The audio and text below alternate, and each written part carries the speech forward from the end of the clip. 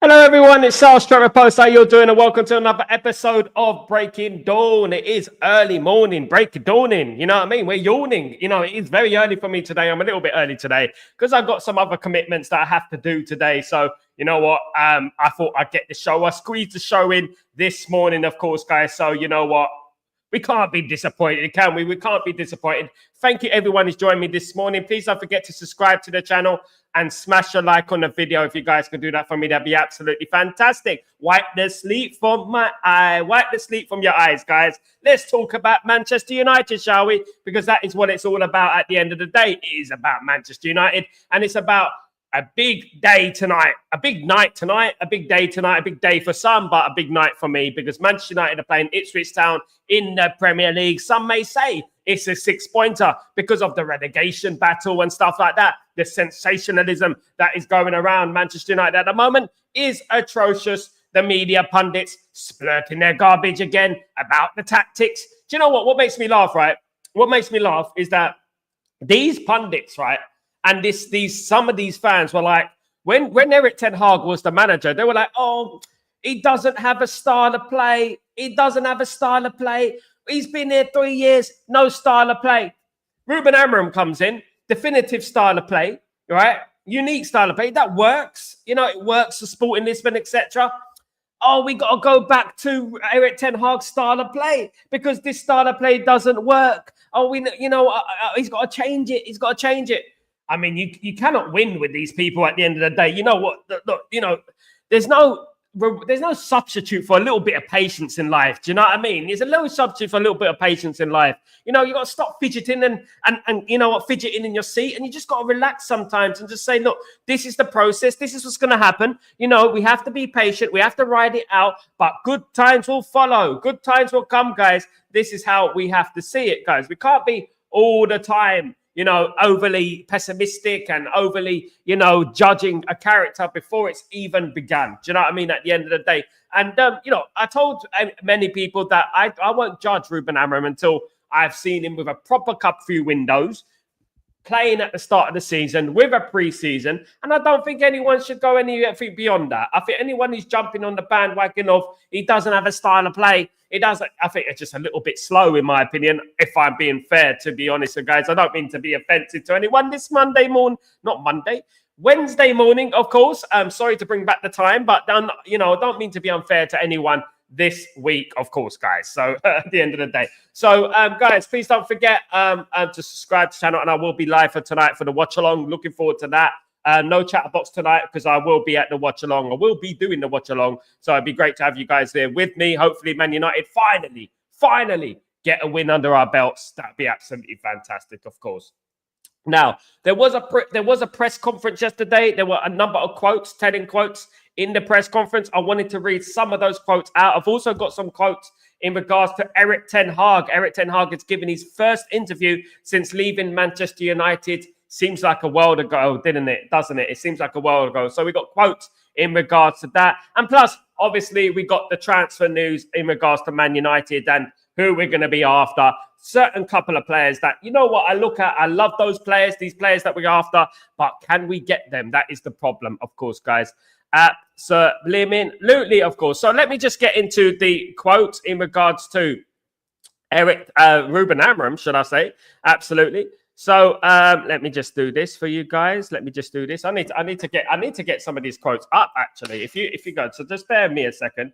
I just need to get some of these quotes up, if you don't mind. I'm going to get some of these quotes up for you because I haven't even uploaded them yet. But I might read them out later on.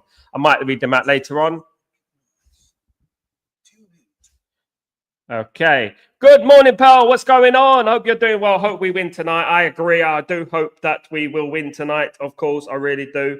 I hope we do. We need a win. I mean, it's been a while since I celebrated a win. Well, it feels like donkey's years since I celebrated a win, to be honest with you. I really want Man United to win a game for a change, so we can have an element of positivity. That would be nice, wouldn't it? That would be lovely. So that's what I would like, to be honest with you. Let me just upload these real quickly for you guys. And I'm going to read this out for you. All right, the mic is off. Here we go. Da, da, da, da, da, da. Yeah, so Ruben Amorim was having his press conference yesterday. He had his press conference yesterday, and to be honest with you, some telling quotes in there. If we're being honest, some telling quotes in there.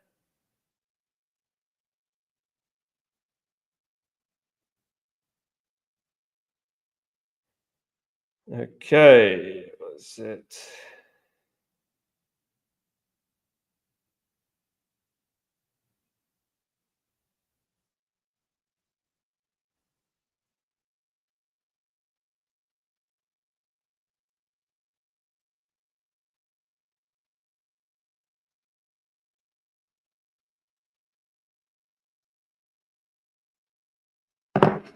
There we go, guys. Paul, what's going on, my friend? Hope you're doing well. I still don't get it that the reporters are asking about the staff members' wage cut, etc., etc. They are not talking about the team and the players.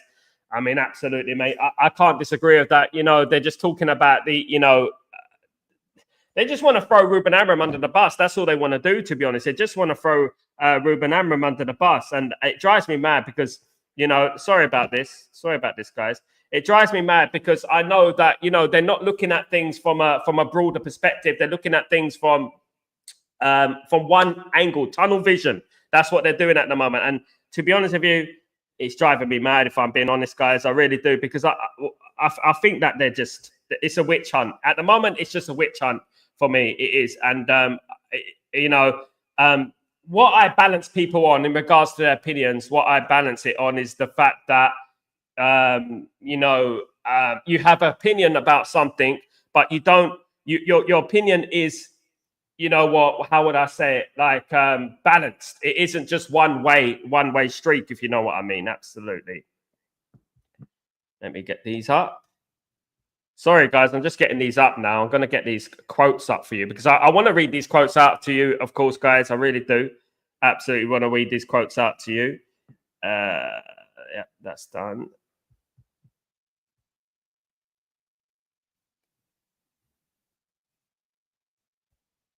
Yeah.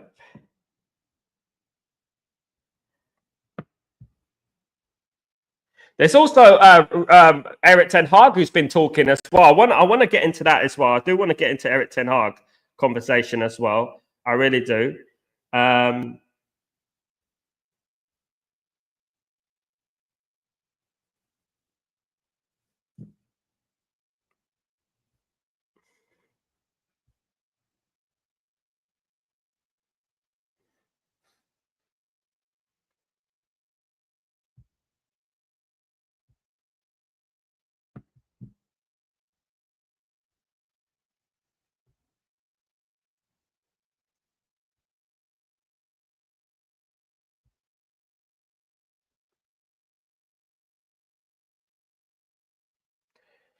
Okay, so there is obviously some news in regards to. So let's bring in some transfer news. Why don't we? Let's bring in while that is loading. Let's bring in some transfer news in regards to Manchester United. Manchester United are interested in AC Milan's attacking prodigy Rafael Leao. Now, look, Rafael Leao is an extremely expensive player. So when I saw this little bit of news, I was like, you know what?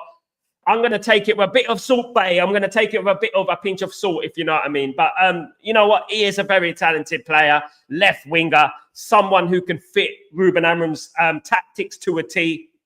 Brilliant player. 75 billion market value. Contracts expires in 2028.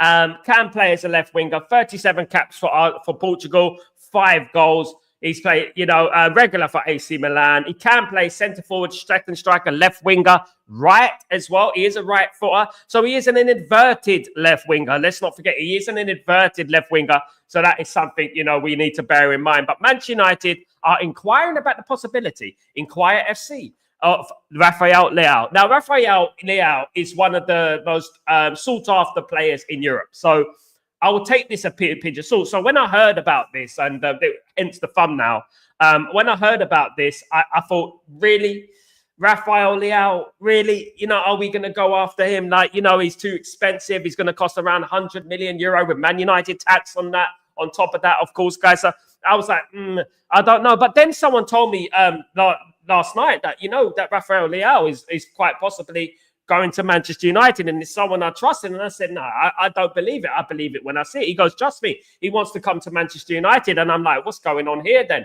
Obviously, we had the news about Christopher Vavell. Christopher Vavell will now report to Jason Wilcox. Christopher Vavell is now a Manchester United full-time employee, of course. So very, very good news in regards to that. It's great to bring in some nice news, of course. Obviously, he's going to be on a lot of wages. Sad for those people who have lost their jobs, by the way. But Christopher Vavell will be full-time Manchester United employee. So he is obviously a very, very good eye for talent. He has a very, very good detail for players around the world. And I'm looking forward to seeing what he can do. I'm looking forward. It's going to be very, very interesting. So Rafael Leao, who he's connected with, could be a target for Manchester United this summer. So that is something we need to look out. Of course, guys, if you don't mind me saying, of course. But you know what? It is a number of rumors that are going to be happening with it between now and between the obviously the start of next season. Of course, absolutely. Paul.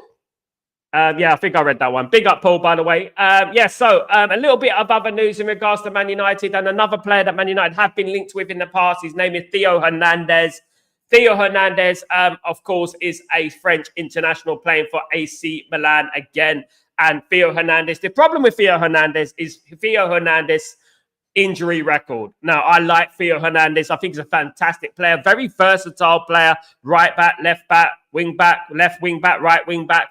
He can also play in midfield sometimes. I really like this player. And to be honest with you, now that we've signed Dorgu, there becomes a less possibility that Man United are going to be doing any work in regards to the wing back positions. Hopefully, we'll be getting Giovanni Quenda through the door, which is going to be, I think, almost certainly going to happen. But Theo Hernandez is said to be on Manchester United's radar as well. Theo Hernandez contract expires in 1 year. He has not signed a new contract yet. He is a left back, of course. 36 caps for France, 2 goals, and 50 million. He'll set you back. Quite expensive, if you ask me. But it's a player that can play in left midfield, centre back, left back, and look, what remains to be seen? I'm hearing rumours that Man United might loan Diego Leon, which I'm not sure what to make of that. I'm not sure what to make of that. I think we shouldn't be doing that. I think we should just keep Diego Leon and Dorgu and fire at between those two places. But Manchester United are interested in Theo Hernandez, which Theo Hernandez is a splendid player. Of course, guys, only 27 still. A little bit over the Ineos fresh mark, of course, in regards to age and stuff. But it's something to keep an eye on going forward. Another player, again, who Manchester United are interested in this, and I've been spoken. I was the one who first mentioned it, guys.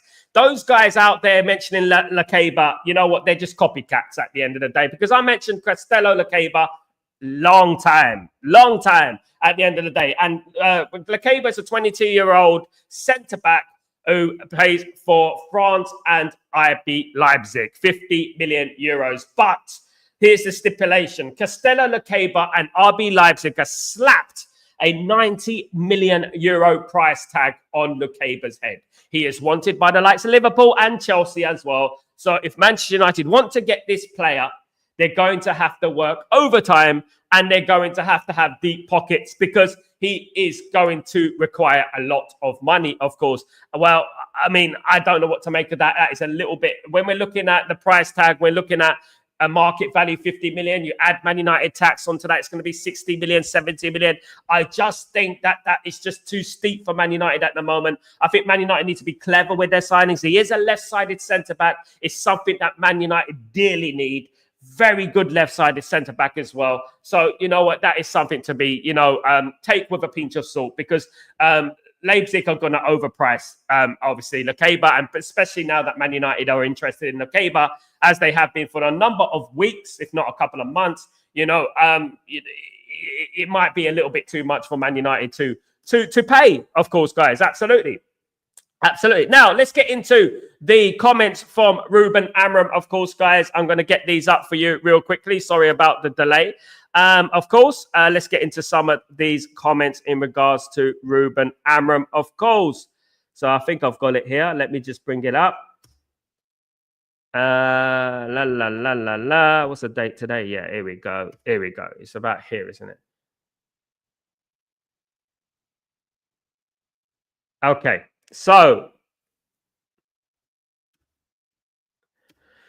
He spoke in regards to Everton and the Everton game in regards to touches on the ball. Man United having the second most touches versus Everton. So the touches of the ball. Now, Man United are improving, and the only people who don't want to believe that are the people who are just completely against Ruben Amorim and don't want to give Ruben Amorim a chance. Now, sometimes it depends on where the spaces are in the game. So we used it more often. I'm happy with Patrick because we played physicality, technique. We addressed the issue about recruitment. Now, what is the overriding fact here? What is the 100% biggest fact going on right now? It's the fact that Dorgu is signed for Man United. Ruben Amorim's only signing, by the way, and he's become Man United's probably best player over the last 2 games. And that goes to show you that if he has these players in there, you know what I mean? He might actually, have more chance of winning games. They need to back him, Ineos. They really do. And Dorgu's been fantastic since he came into Manchester United, of course.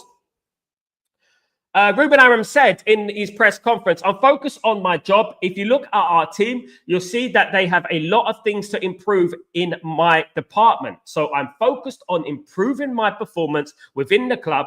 We have a lot of people evaluating in all departments, the best ones who should stay and those who should go. Remember that.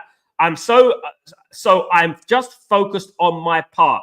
I have to improve my performance as manager of this club. Look, I'm going to say it like this, guys. I'm going to say it in regards to Ruben Amorim. Ruben, please don't blame yourself. Don't blame the players. This is down to the board, partly the players, but this is mainly down to the board. This is mainly down to Ineos. This is mainly down to the Glazers, right? We don't want you to fall into that trap again that every manager does, that, you know what, I got to do better. My players have got to do better. You blame the board. You can't blame the board. I know you got to save your job and stuff like that, but, in regards to Luke Shaw and Mason Mount, Mason Mount is closer than Luke Shaw in regards to return. Now, look, I've had enough of these players. I don't know how you're feeling, guys, but I have had enough of these players. Mason Mount and Luke Shaw, I have had it up to here. Honest to God, I've had it up to here in regards to them because, you know what, they're just not reliable. We're just not reliable. We need to try and offload these players in the summer. There was interest in Mason Mount, apparently from Inter Milan going forward. So, I believe that if I see it, I think Mason Mount and Luke Shaw need to go from this football club. Absolute pathetic they are, in my opinion.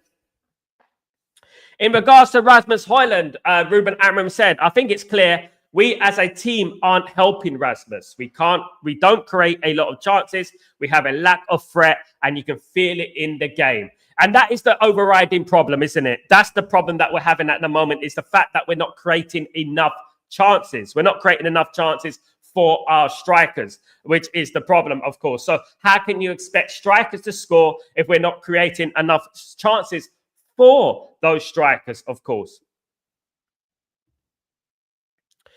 In regards to Patrick Dorgu, again, he said, I'm happy with Patrick because he has the abilities that we look for from him. During when I saw him at Lecce, he has the physicality, he has the technique, he's better on the left side, like you guys said. He is, of course, and we knew that because he's a left footer. There's no substitute for having a left-footed left back on the left side, crossing with his left foot. Of course, it is much better than having inverted wingers, in my opinion, inverted fullbacks, wing backs, whatever you want to call it. It is better having the natural foot on the natural side, in my opinion, of course, in regards to that. He said also in regards to Rasmus Højlund, sometimes we are in the final third, but you don't feel like we are a very dangerous team. So I have this feeling we are not helping the strikers. I think Rasmus has a lot of potential. If we improve the way we play, he will have more opportunity to score. And it's exactly what I've been talking about for the last month. I feel like a broken record about this because we don't create enough chances for the strikers. What did I say last week? What did I say this week? I said about chemistry. We need to build up chemistry in regards to this team. We need to build up chemistry and we need to create more chances for our strikers. That can only happen if we build up chemistry between the forward line. At the moment, it seems like our strikers and our attackers are more intent in hero balls and trying to do it all by themselves than actually creating a working chemistry between the attacking players. It will give us more chance of scoring goals, of course, as well. He also said, Rasmus has a lot of potential. He has the pace, technique. He scores some goals that are really hard to score. Sometimes he doesn't choose the better run. Sometimes he's so anxious to touch the ball. We adjust that in training. So look, at least Ruben Amorim is getting to the bottom of it. At least Ruben Amorim is getting to the bottom of why Rasmus Højlund is not performing, why Rasmus Højlund is not scoring goals. And I like this. And I hope that Rasmus Højlund can come good, because I think he's a very good player as well. And I think he does need an opportunity as well, of course, guys. Ruben said, I think we need to show it's easy for me to hear and say all the pretty stuff. You know what? This is what I like about Ruben Amorim. I really like the honesty. I really like the honesty. Sometimes he's perhaps too honest, but I really like the honesty in Ruben Amorim. So I think we need to show it's easy for me to sit here and say all the pretty stuff and basically blow smoke up our backside, basically, and lie and stuff like that, saying everything's okay. Everything's okay. It's not okay, is it? We have to improve the recruitment. It's crucial. Exactly. We've only got one player in, by the way. We need to improve the team. We need to perform better and be in Europe, and not in our position now. That means, obviously, we need to win the Europa League. It's looking like the most likely way we're going to get into Europe, and the FA Cup, of course. But we shouldn't be aiming just the FA Cup. We should be aiming at the Europa League as well. You know, anything can happen this season. Something miraculous could happen. Man United might go and win the FA Cup and the Europa League, and we think, wow, Ruben Amorim, what a genius. That could happen, of course. But what I would say is that this quote right here is very, very damning, you know, in regards to Ineos, because it's basically saying, get me more players. Get me more players. This is basically what it's saying. It's saying, read between the lines here. It's basically saying, I need more players. I need a bigger squad. Very, very interesting indeed. The feeling is that I need to improve my job. I mean, one thing about Ruben Amorim, that he's talking a lot about himself. I commend that. I like that he's taking responsibility and accountability, unlike some of these players. But I also want him to be honest in regards to the board, because the board have thrown him under the bus. They've thrown him with the Sharks, the Lambs to the slaughter, and all that. You know, so I do think you need to mention the board as well. You want to improve to help everybody. The board, Omar, through these transitional moments, I'm trying all the time to be positive because I'm the manager. I know staff are always looking at me. Yeah, they are. Of course they are. You're the manager, and people will always look at the manager, unfortunately, whether right or wrong, of course. Ruben Amorim said about home form. Since I arrived, when I took the job, I expected to win all the games at home. I don't feel the pressure. The supporters are amazing. And every time you go to one game at Old Trafford, you feel the support until the end. It is a new game, can be a new story. So let's go forward for the game. Absolutely, Man United play Ipswich Town tonight. And as we said, it does take a small spark to ignite something, you know, especially at home. We need to win our home games, and we need to ignite something, because home form is very important, of course, guys. Absolutely. It's always hard for everybody. They see their friends and teammates losing their job again. We have to focus on what I can do to help the club in its moment. And we as a club have to understand what we did wrong to get to this situation. What we did wrong to get to this situation is that not your fault, Ruben, but what we would say is that to get to this situation, what we did wrong is employing Ineos. That's what we did. Firstly, it was the Glazers, and then Ineos. That is the problem at Manchester United, and we all know that's the problem. So you can't blow smoke over our eyes and tell us, you know what I mean, that it's not them, because it was them at the end of the day, and it is them, and we know you're covering for them. Okay. In regards to Ruben Amorim on being pressed by Everton, it's hard to see. We see the game, and I know you guys know, and even the players know, we had a lack of intensity. Yeah, until the last 20 minutes, which was very, very telling in regards to the tactics and formation, of course, guys. Absolutely. In regards to Ruben Amorim performance again versus Everton, we improved not a lot in the second half. It changed the energy a little bit. I understand all the critics. If you watch the game, you have to accept it. Yeah, and we have to do better. But I do believe that under Ruben Amorim, if we show patience, if we back Ruben Amorim, it will get better, guys. It will get better, in my opinion. Ruben said, finally, we have to think of solutions in this moment. It's hard enough to win games. We know this year was really hard for everybody, and we did, as a club, a lot of changes. Guys, those were the quotes from Ruben Amorim's presser. Of course, what do you make of the presser? I think there's some diversion tactics there in regards to the board. There are some hints in that presser in regards to not being backed in the transfer window as potently as he should have been. And you have to read between the lines sometimes. Obviously, Ruben Amorim's not going to come out and slate Ineos and slate the Glazers because he is their employee at the end of the day. And if he starts doing that, he only one way, isn't there, at the end of the day, guys? So, but what I would say is that, with the appointment of Christopher Vavell and obviously the summer coming very, very shortly, they need to back Ruben Amorim, and we need to have a number of players coming into this football club because our squad is to the bare bones at the moment. When you look at the likes of Anthony, Rashford, Evans, Eriksen, Lindelof, Shaw, Mount, all these players may not be at this club or may not be available to play for this club by next season. So these players have to be replaced. We do not have a big enough squad, guys. We don't have a big enough squad, unfortunately, of course.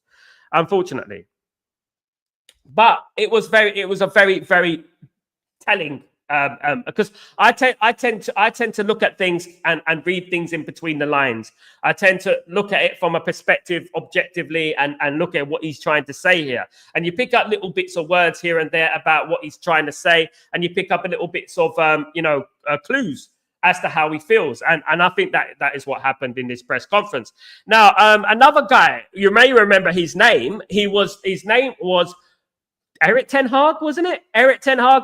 Erik ten Hag has conducted his first interview since he left the job as Manchester United manager. He has been speaking, and here are a couple of quotes from Erik ten Hag I want to read out to you real quickly, of course, guys, as well. Erik ten Hag on SEG stories. All right, okay.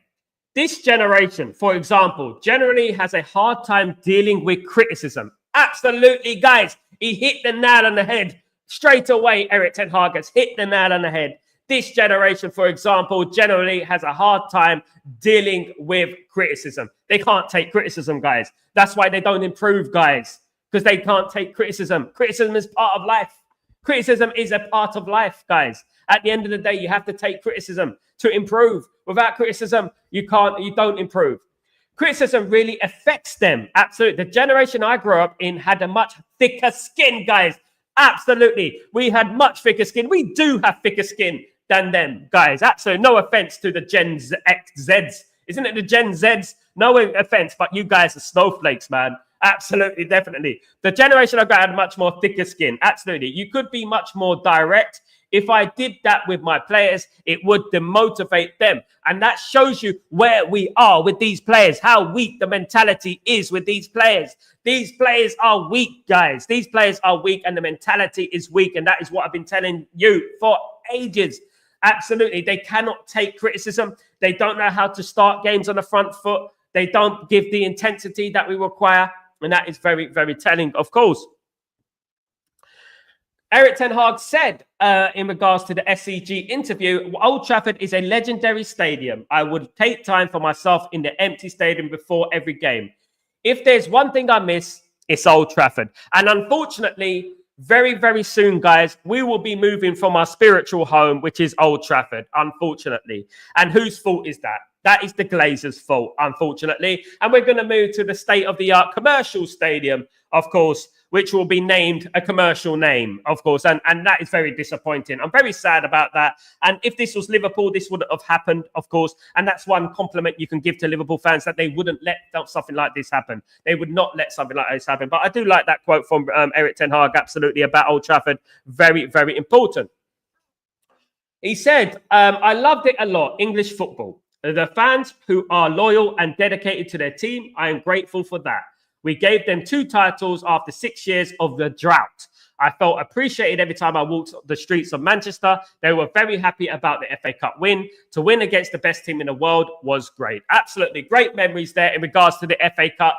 Fantastic, great memories, and really, really enjoyed that FA Cup win. Honestly, I got very emotional after that FA Cup win because you know what? I felt it. I really felt it, that FA Cup win. I really did. Because when we won that FA Cup, you know, all the pressure, I felt Ruben Amorim, the pressure from Ruben Amorim, what was on some of these media pundits, these people off, in regards to some of these so-called fans, these fan channels, calling him peanut head, bald fraud. I felt it for Ruben. I felt it for Erik ten Hag then. I felt it for Erik ten Hag, just like I'm feeling it now with Ruben Amorim, of course, guys. Erik ten Hag again said, I enjoyed it very much at Manchester United. English football, the fans, I've said it before. The fans who are so committed to the club, who are so loyal to the club, team and staff, I can only be grateful for that. We also gave them 2 prizes. Absolutely. And those were a couple of quotes from Erik ten Hag, guys. I know you're emotional. You're crying. No, I'm not. At the end of the day, I know it's a little bit emotional. And we've been through a bad time this last 12 years. And we really do hope that soon things will get better for Manchester United, and we will get back to the promised land where we deserve to be, guys, because that is where Man United should be. Man United should be at the top of the league. Man United should be challenging for titles. Man United should be in the Champions League and get into the latter stages of the Champions League. We shouldn't be 15th in the league, and we know that. But, it's a culmination of errors throughout the last 12 years. And you know what? It stems from the ownership, from the Glazers, when the Glazers came in. And since Alex Ferguson left, and you look back now and you feel like Alex Ferguson was holding everything up, As soon as Alex Ferguson left, you could argue that we shouldn't have appointed David Moyes. David Moyes was the wrong choice. I agree. David Moyes was the wrong choice in regards to picking the manager for Manchester United. We should have got a more experienced manager, one that will, request more respect. Because obviously there were stories around David Moyes. There were stories around David Moyes when he came to Man United about the players not being happy about his tactics. He's not getting on with the players. He started showing them videotapes of Everton players. I think he was showing videotapes of Phil Jagielka defending to the likes of Vidic and Rio Ferdinand, who are Premier League serial winners, Champions League winners, of course. So he made a lot of errors. And I feel like since Alex Ferguson left, we made a number of errors. And I think the first real error was not being prepared for when Alex Ferguson left the football club. I think the first real error was the fact that we got David Moyes in charge of Man United when he was never ready for Man United, in my opinion, of course. Absolutely. Big up, GK. What's going on, my friend? I've seen Prime, Sir Alex Ferguson and Zidane, Madrid, Carlos Madrid and Milan started big with small set of players. So what players do you think Alex will trust on for start 11? Sir Alex, trust on start 11. I don't know what you get there, mate. I don't know what you mean there. What do you mean by, Sal, what players do you think Sir Alex will trust on for start 11? Which players? This bunch of players. Right now, this bunch of players. I don't think many players will be there at the end of the day. If I'm looking at Alex Ferguson, I'm looking at the team that he would pick. There's only a few players that will play for under Alex Ferguson, in my opinion. Alex Ferguson used to sign players based on personality. He didn't only sign them based on talent. He didn't only sign them based on stats. He used to sign players based on their personality and their lifestyle. So it's very difficult to say. You have to get to know the player's lifestyle to know what kind of players will play under him.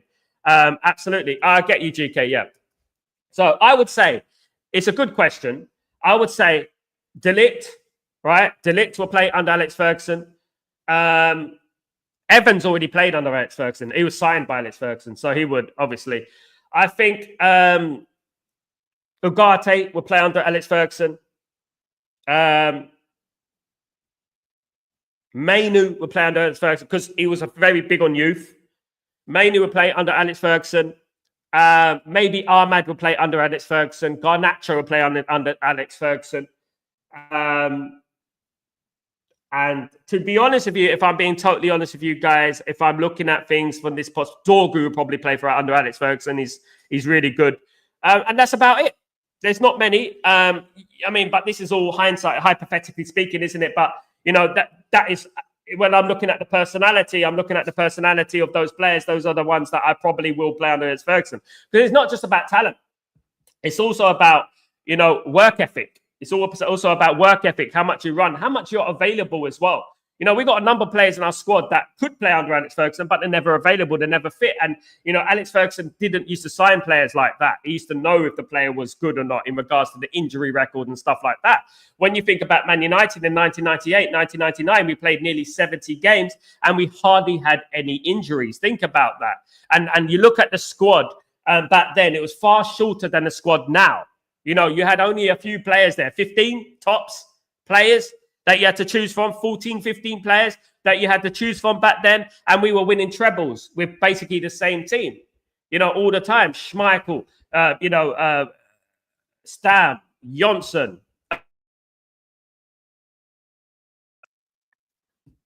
It's mad. Because what the style of, I mean, the thing is with Alex Ferguson, it's not just, it's about effort.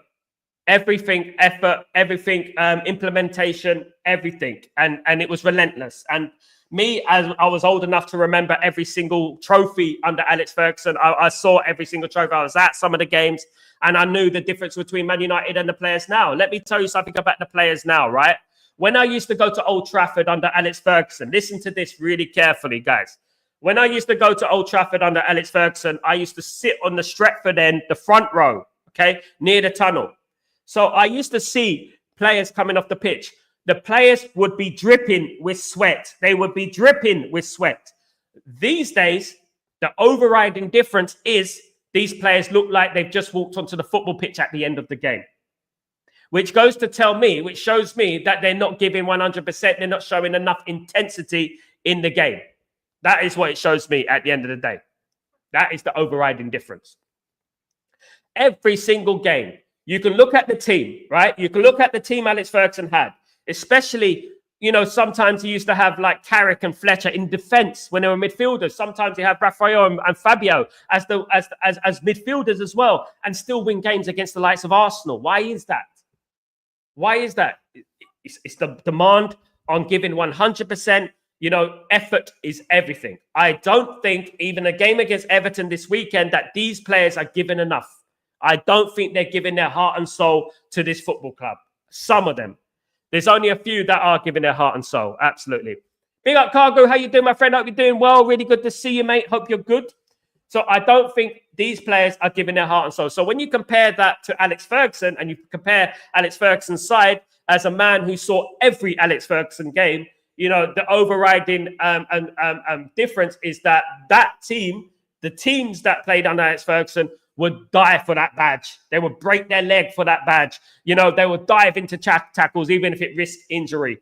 They'll fight for Manchester United. I don't think, and this is not to do with the manager or anything like that, this is a new generational thing that these players would really die for that badge, would really break their leg for that badge, because all they care about, a lot of them, is the wages at the end of the week, of course. And that is the problem. That's the overriding difference between Alex Ferguson team and a Ruben Amorim team, for example, and an Erik Ten Hag team, for example.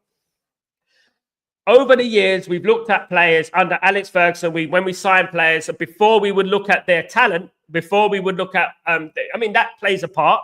I don't disagree with that. But Alex Ferguson would already know about that. But when Alex Ferguson would meet the player, he would also meet the family of that player. He would go out for dinner. He would invite him around his house, their house, and he would talk about the person, not the player, the person. And he would talk about, you know, what does he do for, you know, in his spare time? What's his hobbies? Does he have a girlfriend? Is he married? And things like that. And people dismiss this as so, oh, it doesn't really matter if he's married. You know, that is a woke sort of mentality to have. Because when you have a settled life, right, there is no substitute. There's no substitute for a settled life. There's no substitute for a settled life. There's no substitute for having a calm life at home. When you look at the players like Marcus Rashford and players along those lines, they're not settled at home. They're not. They're out there every single weekend, partying and stuff like that. They're not settled. You need to get players that are settled. You need to get players who are calm and just focused on Manchester United. Yeah, players also gave their best through the additional work that are demanded with them. Yeah, not like this current squad who gives up jogging around the pitch. Look, this player, I mean, what concerned me the most, GK, is that at the weekend, these players decided that the formation and the tactics were good in the final 20 minutes. That's when they decided. You know, they decided when they had to play. And this has not only been happening under Ruben Amorim, this has been happening under Erik Ten Hag, this has been happening under Ole Gunnar Solskjaer, this has been happening under Ralf Rangnick.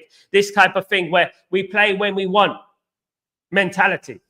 And this culture at the football club, which has resonated over the last decade and a bit, is cancerous, and it goes through the team and it goes through the new players, to the young players, and that is the problem. We have to change the culture of this football club. And if people are not ready to change the culture in this football club, they can lead this football club. Ruben Amorim said in his conference yesterday, in his press conference, about the bad apples falling off and the good apples staying. And I've been saying that for weeks and weeks and weeks. The only good thing I can take out of Ruben Amorim coming in mid-season is that he's going to differentiate between the good players and the bad players. And by next season, he will have the good players ready to fight for him, ready to play in the system. Plus, hopefully, fingers crossed, some signings through the door as well. Bigger Ashik, what's going on? Hope you're doing well. The quality and the heart is not there anymore, but that's not new. This has been happening for the last 10 years. Absolutely poor management and set of players making money. Poor ownership. And what I would say is that what happens at the top resonates all the way to the bottom.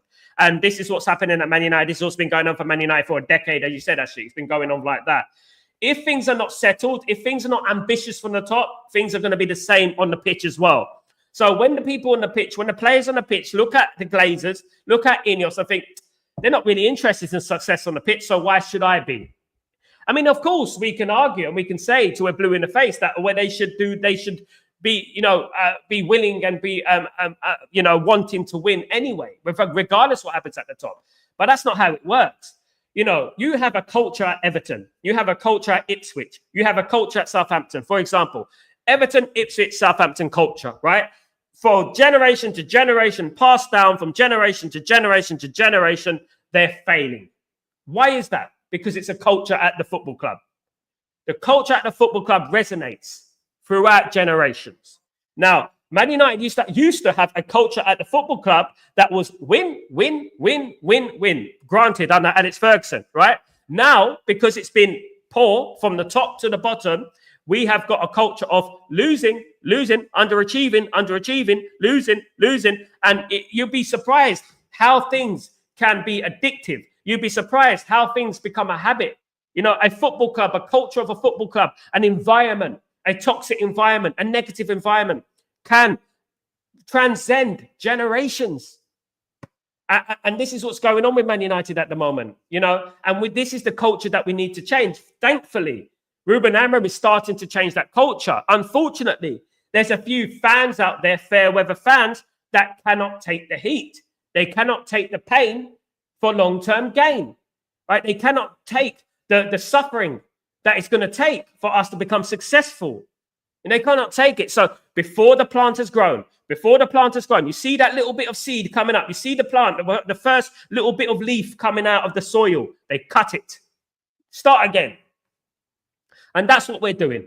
And that's the unfortunate reality in regards to Man United at the moment. Hopefully things will change. Tonight is a chance to change. Tonight is a chance to ignite a spark into Manchester United, beating Ipswich Town. There's no excuses. Ipswich Town. We should be able to beat Ipswich Town, but Ipswich Town are no mugs, right? They're no mugs. And to be honest with you, I'm looking forward to the game. And hopefully Man United will finally get some goals, of course, guys. I really hope so. Of course, Ipswich Town represents Ruben Amorim's first game as Manchester United. Who would have envisioned that it would go like this? We obviously hoped that it would go better. But we also, especially myself, knew that you can't teach old dogs new tricks. We knew that these players are just not those players. They're not up for the task. They're not. And this is what I would say, So I'm the same as I was now, as I am now, as I was in the first game under Ruben Amorim at Ipswich Town. I'm the same because when I look at that team, it's a bunch of players that have shown me that they can down tool, that have shown me that they don't have the guts to fight, that have shown me they play when they want, that have shown me that they're injured when they want to be injured conveniently, and they show me that, they're not interested in the badge. So I'm not surprised where we are right now, but the overriding positivity that I can bring to you is that Ruben Amorim is the right guy and we have to back him and we cannot fall for the pressure of the media, the crazy media that I've been talking about. Under Ten Hag, we were like, oh, but he doesn't have a style of play. but he doesn't have a style of play. He doesn't have a style of play. As soon as we get a manager with a unique style of play, let's go back to Erik Ten Hag's tactics. Confused, emotional wrecks. Those fans, those people.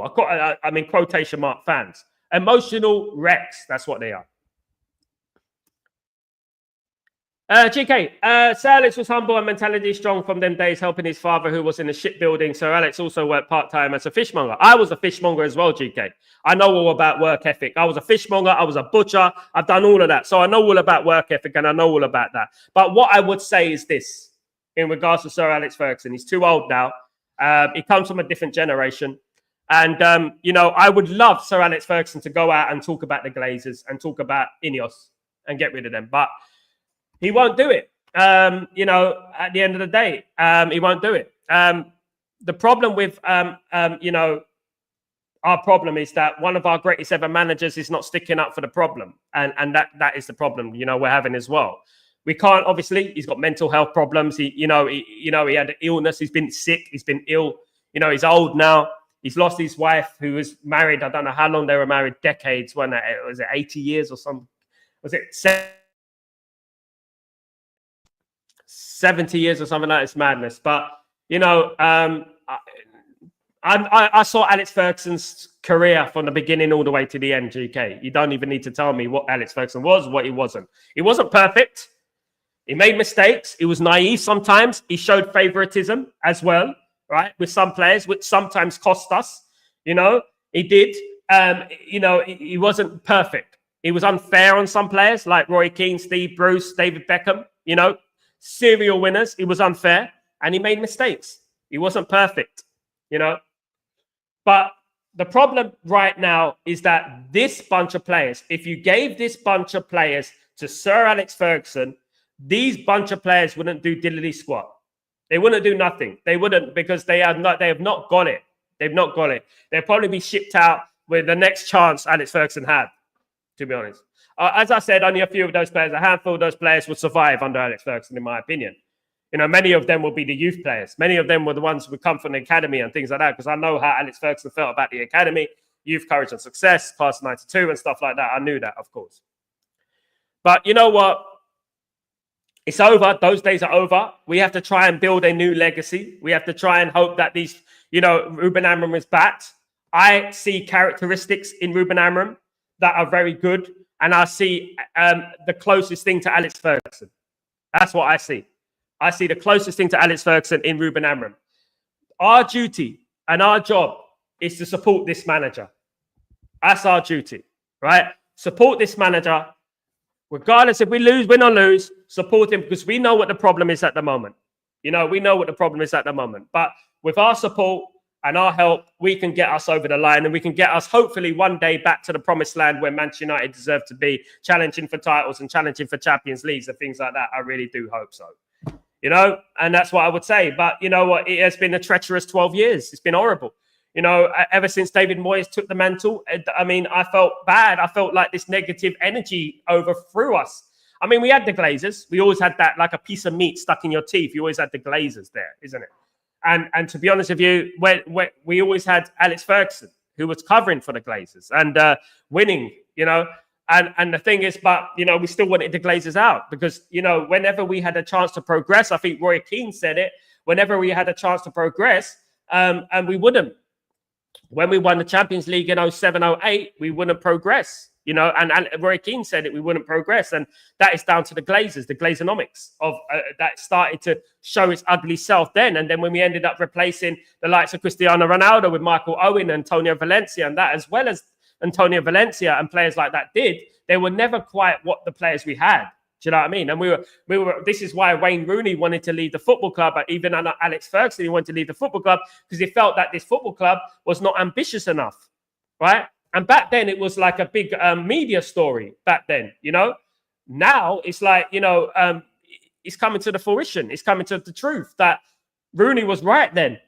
That we have shown a distinct lack of ambition over many, many years, of course. We've shown a lack of ambition.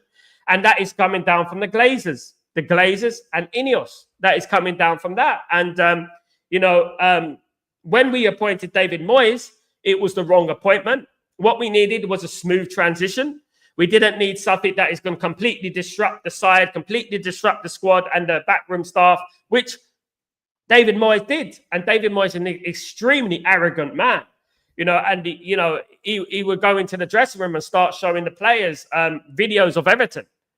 So basically, I'll tell you a story, right? And this is an exclusive, guys. When David Moyes walked into the dressing room and he started showing tapes about Phil Jagielka and players like that defending, remember, in that squad, in Manchester United squad, Rio Ferdinand, Nemanja Vidic, Robin van Persie, Ryan Giggs, Michael Carrick, serial winners, right, guys? Serial winners. He was showing them tapes of Everton. So one of the players in the dressing room, I'm not going to say it is, turned around to David Moyes and said, but what have they won? What have you won? So he said, but what have they won? Better still, what have you won? To the manager. And everyone started laughing. And that was the end of David Moyes right from that moment. He did not obtain the authority. He was not liked. He didn't have the personality. He didn't have the charisma.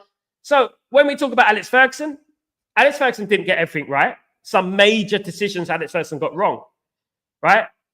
We didn't transcend in a smooth way in regards to when Alex Ferguson left into bringing in David Moyes. And then we were confused because we bring in David Moyes. Then we bring in a completely different manager in Louis van Gaal. Then we bring in a completely different manager in Jose Mourinho. Then we bring a completely different manager in Ole Gunnar Solskjaer. And a completely different manager in Ragnick. And a completely different manager in Erik ten Hag. There's no direction at Man United. It's just winging it. Kamikaze management. That's what it is. Kamikaze ownership.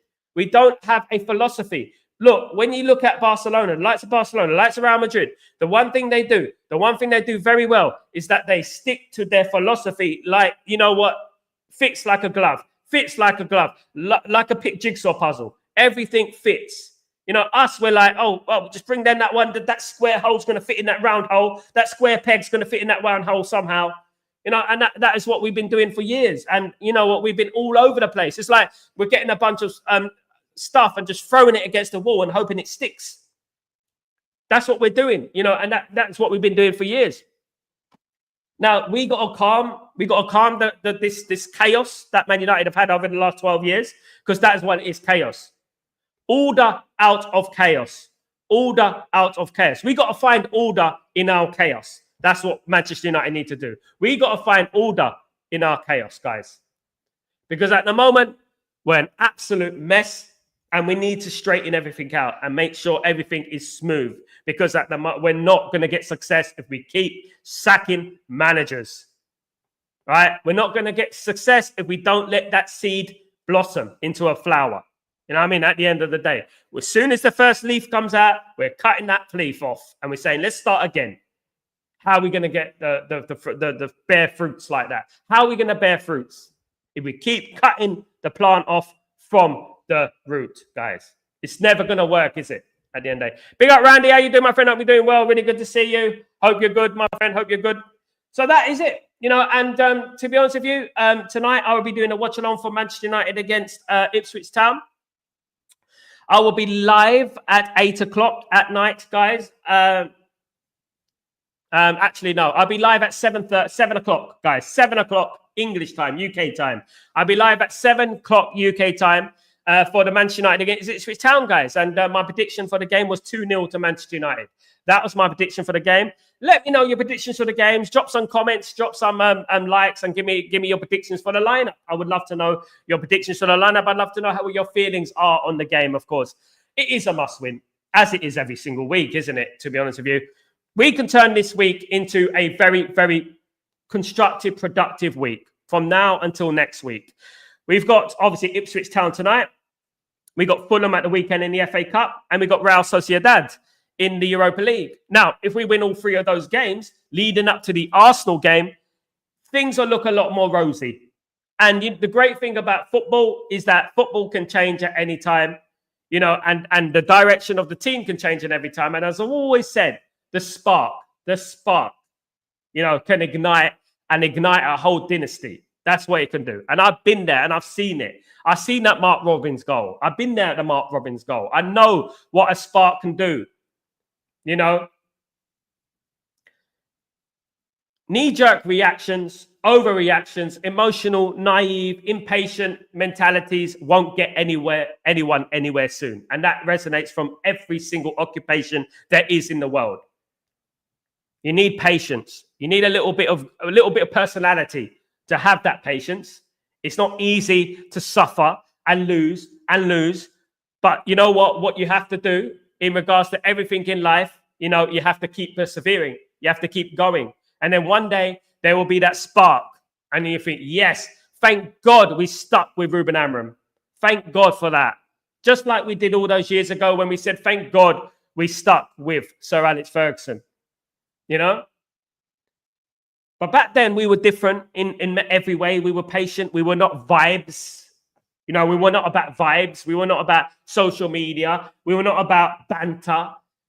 We were about winning. We were about supporting our football club. And we were about using our brain. You know, not trying to be a cardboard cutout, not trying to be sensationalist and going viral. You know what I mean? At the end of the day, calling people peanut head and stuff like that. That's not what we used to do. That's the difference. Hopefully, we could bring that culture back to the football club. I mean, even an element of that culture back to our football club. Because it's something that we've been missing for decades now. A decade. You know, that belief when you go onto the football pitch. That fight when we go onto the football pitch. I want to see fight. Because so far, all I've seen from these Manchester United players over a decade is talk. We go again next time. This is the time. Now, stop this go again next time business. This is the time now. You fight tonight. You win tonight. You win handsomely. And we move on to the Fulham game at the weekend in the FA Cup. And we move on to the next round of the FA Cup. That's what we need to do. And then we go into Real Sociedad in confidence. That's what we need to do. You have to believe, guys. Back the manager. Look, at the end of the day, as I said at the top of the show, when Ten Hag was manager, we were crying out for a style of play. We've got a style of play now. And now people are crying out, let's go back to Ruben, let's go back to Erik Ten Hag. Style of play. It just doesn't make any sense. And it's a definition of insanity, guys. It's insane. It's crazy.